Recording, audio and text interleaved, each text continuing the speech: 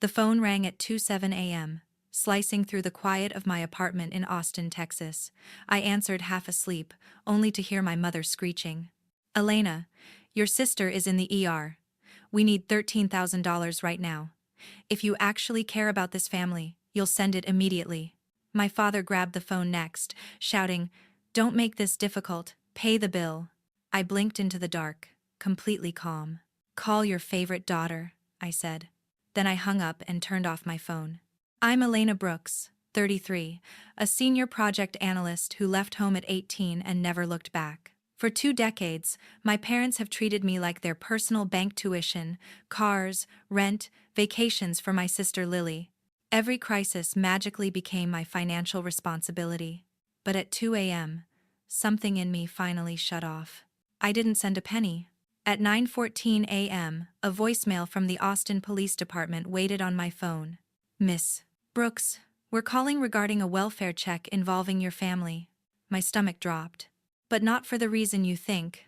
My sister wasn't in the hospital. There was no medical emergency.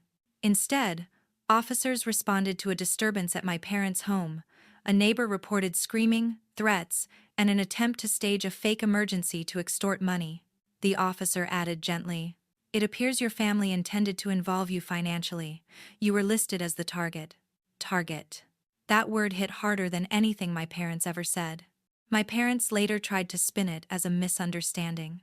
My sister cried, insisting she never asked for that much. But the report was clear. They lied. They tried to manipulate me. And they got caught. That morning, I made a decision I should have made years ago. I blocked all 3 of them. For good. Nobody in my family ever mentioned the amounts I sent. They just disappeared into the void like it was my duty. A few years after one especially big bailout, Lily finished high school. Mom called me at work in Austin, crying happy tears, saying, "Your baby sister deserves something special. You know how hard she's worked." 2 weeks later, I was sitting in a dealership in San Antonio, signing my name beside hers on a white Jeep Wrangler. 4-year loan, payment set to autopay straight from my account. Lily texted me a string of heart emojis, then posted photos on Instagram with the caption, "Big sis goals." I still have the screenshot. Not because it was sweet, but because it was the last time she even pretended to be grateful. Last year, Mom called at 3 a.m., hysterical. Their credit cards were maxed out. Almost $9,000 in gaming gear for my younger cousin who practically lived at their house, plus designer outfits for Lily's content. I transferred the money before I even sat up. She swore it was the last time. It wasn't. Every time I tried to say no, the script never changed. Mom cried. Dad went silent and disappointed. Lily froze me out, unfollowed me on everything, refused to speak to me in the family group chat. The message was simple. If I didn't pay, I didn't belong. So I started a spreadsheet. Tuition, car notes, credit card bailouts, random emergencies. By the time I totaled it, the number was just over $120,000. Every dollar earned from late nights, promotions, and weekends I worked instead of resting. Not once did anyone say thank you like they meant it. It wasn't kindness to them. It wasn't sacrifice. It was expected. It was my role. That was when the truth finally clicked. They didn't see me as their daughter. They saw me as a bottomless account. And I was finally starting to run dry. Lily added a winking emoji and wrote, "Don't worry, Big Sis Garrett's covering me. 0 cost to the family fund." I didn't hear it from her. I found out, like everyone else, through her Instagram story. There she was at Austin Executive Airport, posing by the private terminal with a brand new Louis Vuitton duffel. Caption, "Thank you, Mommy and Daddy." I screenshotted it and sent Mom a single question mark. She replied instantly, "We only paid for Evan, sweetheart." Lily said she's covering herself. Garrett is helping. Translation. They handed Evan a pile of cash and pretended the rest didn't exist. That night, Evan texted me, "Sis, your wallet gets a break for once. Parents got me 100%. You're off the hook." I typed back okay and left it there. They flew out Thursday morning. I was finishing a bridge inspection in Round Rock when the first posts hit. Evan uploaded a tarmac selfie with Lily and Garrett matching sunglasses, matching grins, captioned, Tahoe takeover begins. Lily followed with a video inside a private Gulf stream. Garrett's family had money, but not that kind of money. I wondered who paid, then forced myself not to care. By the time they reached South Lake Tahoe, the posts were non-stop. Harrah's check-in, key cards flashing, a suite with floor-to-ceiling lake views. Lily unboxed outfits under a ring light. Evan tossed $100 chips at a craps table. Garrett posted champagne on a balcony like he lived there. That night, I ate takeout pad thai alone in my Austin apartment when Mom called, practically glowing. "Your brother is finally relaxing, Elena. He works so hard trying to find himself." I muted the phone, watched Lily's Hard Rock rooftop pool story, then unmuted. "Sounds fun," I said. Friday morning brought a fresh flood, a rented white Escalade limo, shots in Heavenly Village, then a private yacht drifting through Emerald Bay. Their vacation sparkled. Mine was silence and leftovers. And for the first time, I didn't mind. Lily's TikTok blew up overnight. Some trend where she danced at the bow of the yacht while Evan and Garrett tossed cash into the wind like confetti. The comments were wild. "This is the life. Living like influencers. Big sis must be rich." Actions. I stared at that last one longer than I should have. That afternoon, Evan FaceTimed me from the casino floor. His cheeks were flushed, eyes glassy, grinning like he'd won the lottery. Behind him, slot machines chimed, lights flashed, and a crowd cheered at something out of frame. "Look where we are, Lena. VIP section bottle service, the whole setup." He flipped the camera. Garrett high-fived a cocktail waitress. Lily posed with strangers. Another bottle popped somewhere behind them. "Parents hooked it up big time," he bragged. "You should see this, sis. It's insane." I asked how much the bottle service cost. He laughed. "Don't stress. Garrett's dad threw it all on his black card. We're solid." Then he leaned in, lowering his voice like he was confessing something meaningful. "Seriously, thanks for always taking care of us when we were growing up. This one's on us." The call ended with him blowing dramatic kissy faces. I stared at the screen, something sour twisting in my stomach. $3,000 from Mom and Dad. Private jet. Limo. Yacht. Black card bottle service. The math wasn't mathing, but I told myself it didn't have to. They were adults. If Garrett wanted to flex, that was his issue. If my parents wanted to spoil Evan again, that was their retirement, not mine. So, I silenced notifications, hit the gym, and pretended not to care. By Saturday evening it escalated again. Private poker room. Stacks of chips higher than their drinks. Lily wearing a diamond necklace I'd never seen. Caption: "Little gifts from Big Bro's lucky streak." Evan posted himself sliding a tower of black chips across a blackjack table. Garrett screamed, "We own this town!" Before bed, I refreshed once more. Lily had posted a mirror selfie in the suite's bathroom, wearing a silk robe that definitely didn't come from her luggage. Caption: "When your family believes in you, it." I locked my phone, set it face down, and reminded myself that whatever came next wasn't my responsibility. I had no idea how wrong I was. From the moment they landed, my siblings' social media turned into a full billionaire fantasy reel. Thursday night, they walked into their two-bedroom suite at Harrah's like VIP royalty. Lily filmed a slow pan of the marble bathroom, the private balcony, the stocked bar, and then cut to the three of them popping champagne on the couch. Evan posted dinner at Edgewood Tahoe. Lobster tails the size of my arm, Wagyu steaks on gold-rimmed plates, truffle fries in silver buckets. Caption: "Living once." Friday kicked off with a white stretch Escalade. All three stepped out in brand new outfits. At Hard Rock, Evan recorded himself sliding $500 chips across a blackjack table, while the dealer paid out triple. Lily uploaded mirror selfies from the high-limit restroom. Balenciaga sneakers, a Chanel bag, diamond studs glittering under neon. Number Lake Tahoe luxury trended by noon. That afternoon, they rented a 50-foot yacht from Zephyr Cove. Drone clips showed Garrett steering shirtless, Evan spraying champagne, Lily dancing on the sun pad. One video hit 2 million views in 6 hours. Comments flooded in. Goals. Rich kid energy. Icon. 70 to doing actioners. Who's bankrolling this? By nightfall, they were in the Hard Rock high roller room. Garrett posted a photo of velvet ropes, 8 bottles of Dom Perignon, sparklers shooting everywhere. Caption: family that plays together, stays together. My stomach twisted. My parents only gave them $3,000. I refreshed again Evan, kissing a stack of purple $500 chips, Lily trying on a $42,000 Cartier love bracelet with a poll asking, rose gold or yellow? Clear's far stated.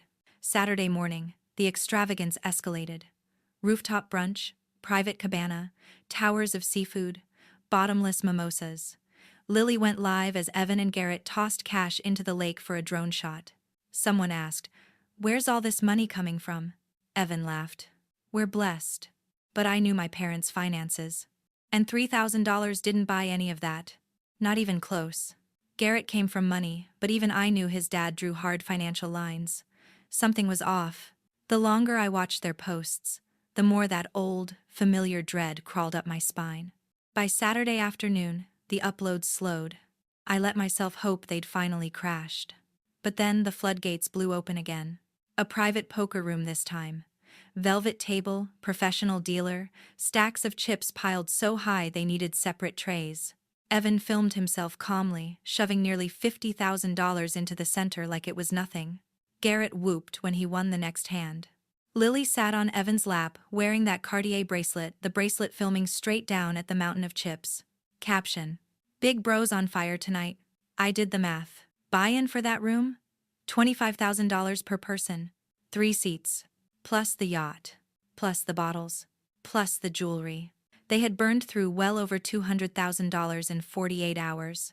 Then my phone buzzed. A text from Mom. A selfie of her and Dad on the couch, smiling at the TV as if they were watching a graduation. Caption: so proud of our kids living their best life. I stared until the screen went dark. My parents were comfortable, not remotely capable of funding this circus. Which meant one thing. Someone was running up debt they had no plan to pay. And historically, that meant the call was coming to me. I muted the group chat, turned off every notification, told myself, not this time. But that promise lasted only hours. At 2:17 a.m., my phone lit up like a fire alarm. Mom's name flashing over and over. I knew the Tahoe fantasy had exploded. I answered on the 5th call. Elena, oh God, Mom was sobbing, hyperventilating. Evan's in the emergency room. They beat him. Security at Hard Rock, 3 cracked ribs, he's screaming. Dad grabbed the phone. He lost control at the tables. He signed markers for $5,000 he can't cover. The hospital won't give him strong pain meds without cash up front. He's begging for you, Lena. Begging. If you HDO. Mom came back on, wailing. I maxed out every card I have. Please wire it. Venmo, anything please. Hit subscribe so you don't miss what happened next, because the moment I stepped into that hospital, everything I thought I knew about my family shattered. Use Apple Pay. Anything. I'll pay you back Monday, I swear. I sat up in the dark, the room silent except for their hysteria through the speaker. My pulse raced, but my voice stayed flat. Why can't you two pay? Silence. Then Mom burst into sobs. We're broke, Lena. We gave Evan everything for the trip. We thought he was just having fun. You've always been the strong one. I cut her off with 6 words I had never said before. Call your perfect little princess then. I hung up, yanked the charger from the wall, powered the phone off, and lay back. My heart pounded, but inside, something finally went still. No guilt. No panic. Just a clean break. I slept better than I had in years. By morning, sunlight filled my apartment. For a moment I forgot everything, then remembered and felt lighter. I ignored my phone, made coffee, showered, watered plants, ate breakfast, and read a book. A normal Saturday. I didn't turn my phone on until 10. It exploded instantly. 61 missed calls. 147 texts. Voicemails stacked endlessly. Mom's messages went from pleading to vicious. He's vomiting blood, they're rushing him to surgery. Without pain meds, he could go into shock. You're killing your brother. Dad sent one message. He's asking why you hate him. And then Lily went public. She posted a TikTok from the ER hallway, mascara streaked, voice trembling. My 5-year-old brother is fighting for his life, and my sister refuses to send $5,000. She makes six figures and won't help. Please share. She tagged my full name, company, and city. The video hit 1 million views in 2 hours. Then came the photos. Evan on a gurney, ribs wrapped, face swollen, the casino marker showing a $5,000 balance, Mom's declined Zelle attempts, Lily holding his hand. Caption: Big sis won't save him. Strangers flooded my DMs. Hope you rot in hell. Karma's coming. Fake feminist. A few people I actually knew texted privately. Elena, is this real? What's going on? I scrolled through everything while eating cereal, feeling absolutely nothing. Then, a blocked Nevada number rang. Miss Brooks, this is the credit cage at Hard Rock Lake Tahoe. Your brother has an unpaid marker. Can we run a card to release his ID? Call his parents. A pause. They've been here. Their cards are maxed. Not my problem. I hung up. 10 minutes later, the hospital called. Nevada law allows cash-only deposits with no insurance. We've given him the minimum dose, but anesthesia won't proceed without payment. Not my responsibility. It's not forget me, Anna. She sighed and ended the call. Mom FaceTime declined. Dad declined. Lily tried 3 times, declined. Then Garrett texted from Evan's phone. Your sister is literally the worst human I've ever met. Blocked. Mom sent a chain of frantic voice notes. I listened to one, her screaming that I was tearing the family apart, that God was watching, that I'd burn for this. I deleted the rest. I opened my banking app and felt nothing but calm. 5,000 wouldn't ruin me. 10,000 wouldn't. But I was done being their parachute. I blocked Mom. Then Dad. Then, every unknown number. I made more coffee, put on running shoes, and jogged along Ladybird Lake, the cold air quieting everything. When I got home, Lily's GoFundMe was already live. Goal: $20,000, save Evan from medical neglect. It was already at $9,000. Top comment: no sister should ever abandon family like this. I showered, ordered Thai food, and worked on my Monday presentation. Before bed, I unblocked Mom just long enough to send. I'm safe. I'm fine. Do not contact me again until you can treat me like a daughter, not a credit card. Then I blocked her again and turned off my phone. That night, I slept 12 hours straight. Sunday morning, I woke at 8:47 with sunlight pouring through the blinds. No alarm, no panic, just quiet. I made coffee, opened the balcony door to the cool Austin air, and finally plugged my phone in. 12 seconds after it powered on, the first call came. 91A, M530 area code. I answered while stirring oatmeal. Miss Brooks, this is Officer Ramirez, South Lake Tahoe Police. I'm calling about your brother, Evan. I put him on speaker. Go ahead. Last night, Evan assaulted a floor supervisor at Hard Rock. The victim needed 12 stitches. During booking, we discovered Evan used a counterfeit Texas ID to secure a $50,000 credit line. He's facing felony assault, fraud, and possible identity theft. Bail is $8,000, cash only. Barton Memorial also requires $6,000 before rib repair. I tasted the oatmeal. Needed salt. And you're calling me because you're listed as emergency contact and co-guarantor. Can you come in or wire the funds? I'm 800 miles away. Not his guardian, spouse, or co-signer. Contact his parents.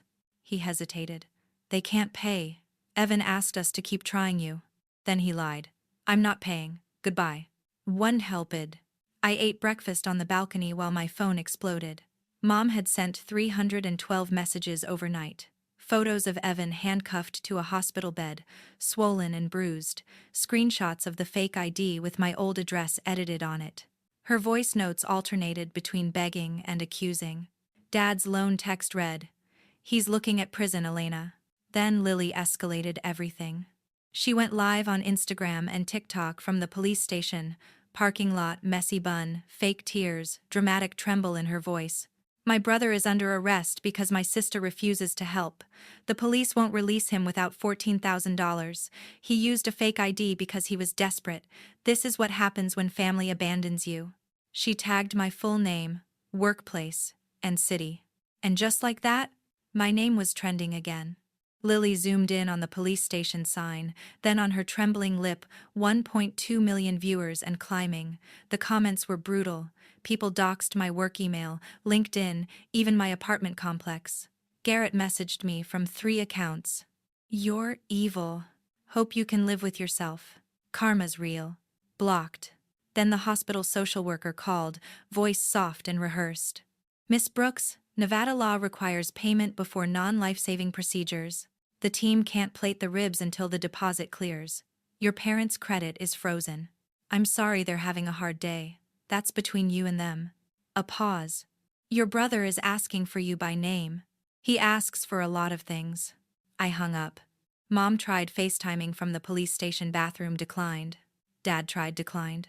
Lily tried from Evan's hospital phone, declined. Then, Mom sent a 2-minute voice note. Pure meltdown. "He used your old address because you always saved him. The detective says 5 to 10 years. He's in an orange jumpsuit, Elena. Strangers are helping us because his own sister won't. I wish I'd never had daughters." Delete. At 11, the casino called back. "We can reduce the marker to $3,000 if paid today." Not my marker. Not my problem. Next came the bail bondsman. $800 cash. 2 hours and he's out. Call his parents. Hung up. Lily's GoFundMe hit $70,000. She posted a tear-streaked selfie with a cardboard sign. "Thank you, strangers, for loving my brother more than his own sister." Top donation $5,000. From one scapegoat child to another. Get him out. I refreshed my work email. 47 new messages. Subject lines. Disgrace. Hope you're proud. That afternoon, one email to my work said, "We know where you work." My boss forwarded it with a single question mark. I replied calmly, "Family matter. Handling privately. Back tomorrow. Thanks for watching." At 1:13 p.m., Mom sent her final text. "They're transferring him to El Dorado County Jail tonight if bail isn't paid. Concrete floor. You win." I waited for guilt to hit me. Nothing. Only quiet. I blocked her number, opened my laptop, and finished the presentation that might make me the youngest senior analyst at my firm. At 6, I cooked salmon, watched a movie, and went to bed with every notification silenced. For the first time in 33 years, no one expected money from me. Later, a Nevada number called again. I almost ignored it. "Elena." My dad's voice sounded destroyed. He was calling from Reno Tahoe International, waiting for a flight back to San Antonio. He didn't ease into it. "Evan's been gambling for 3 years, online at first, then every casino he could reach. He owes bookies, loan apps, casino credit, 92,000 total." I stood at the sink, rinsing a glass. 18 months ago, he owed 30 grand. Your mom and I took out a reverse mortgage to cover it. We told ourselves it was one time. Airport announcements echoed behind him. 4 months ago, it happened again, 55,000. We refinanced, maxed everything. The bank sent a foreclosure warning last week, 60 days and the house is gone. I closed my eyes. He continued, voice cracking. "We thought one last big win in Tahoe would fix everything. That's why we gave him the 3,000. He said he had a system. He lost it all in 6 hours. Then started signing markers with fake IDs. I set the glass down. And you're telling me this, why?" A long silence. "Because we're out of moves. The house, the car, your mother's jewelry gone or pledged. The only asset left is you. If you take a loan for 100,000, we can pay the bank. Get Evan real rehab. Just help us keep a roof over our heads," Dad pleaded. "One final time. He's crying in the jail cell, Elena. He swears he'll change. He'll sign anything you want." I walked to the balcony, slid the door open, and let the cool Austin air hit my face. "So, let me make sure I understand," I said quietly. "You mortgaged the house twice to cover Evan's gambling. You knew he was spiraling, and you still handed him cash for a last big win. And now that everything collapsed, you want me to borrow 6 figures to save you from consequences you helped create?" Dad's voice cracked. "He's our only son," winced Ida. I stared at the skyline. The morning sun catching the tops of the buildings.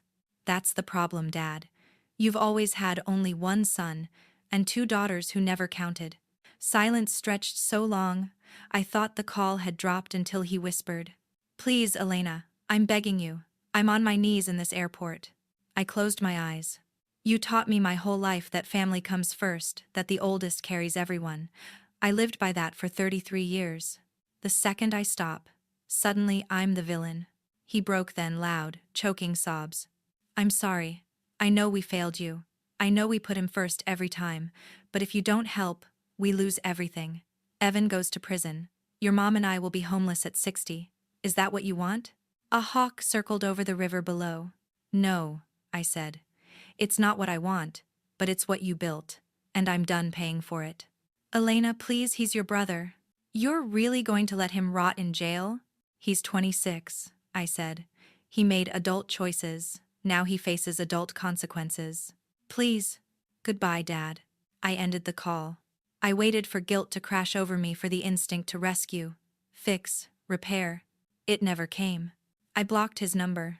Then I opened my laptop and, for the first time in my life, ran a full credit report on myself and my parents. The reverse mortgages were right there, both in their names. Evan wasn't even listed on the deed. My name appeared nowhere. Legally, financially, structurally, the house was not my problem.